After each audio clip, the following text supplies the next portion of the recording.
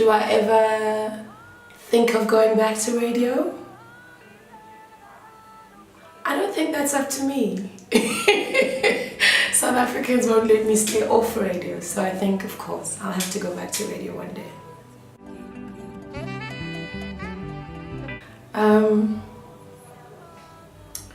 Because Idols is such a huge platform, the one thing it's taught me is that you've got to be prepared from the get-go. You can't find your way in terms of a personal brand. You need to know who you are from the get-go. I think in terms of talent, in terms of the contestants, the growth that a contestant goes through, like say someone like Paxton, her branding has always been consistent, even though she's evolved as a woman, as a performer throughout the competition, but her brand has always been the same. Teenage, innocence, pop, color, bright, fresh, and that's Paxton's brand. And that's, as I was saying, despite the fact that she's grown tremendously as a vocalist, and you know, we can almost see like a young lady and a young woman coming out of that teeny bopper body and voice. So yeah, know who you are from the get-go and allow the journey and the machine that is Idols, allow that to let your brand grow exponentially.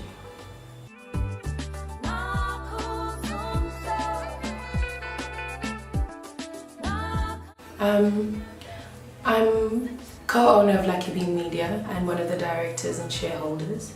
And it's definitely a creative space for me. My business partners, Donald Clark and Chris Green, we all graduated together from Rhodes University, and we came to Johannesburg and worked for the big production companies.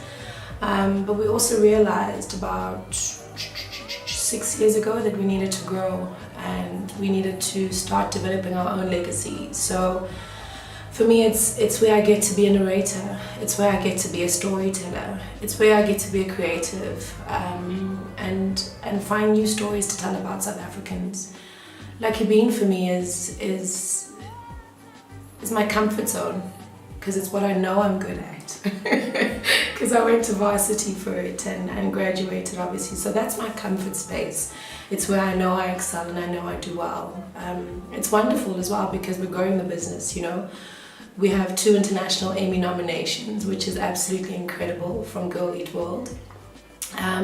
We've got documentary series on the likes of History Channel, Discovery, Food Network, as well as, you know, your DSTVs and your SABC. So for us, it's wonderful to see how holistic our business has become in terms of storytelling.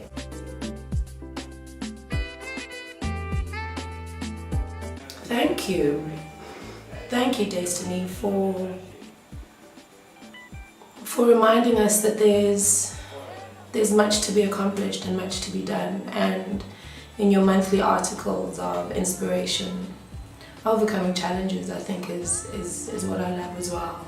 You're reminding us that there's a legacy to be drawn out and a legacy to be upheld.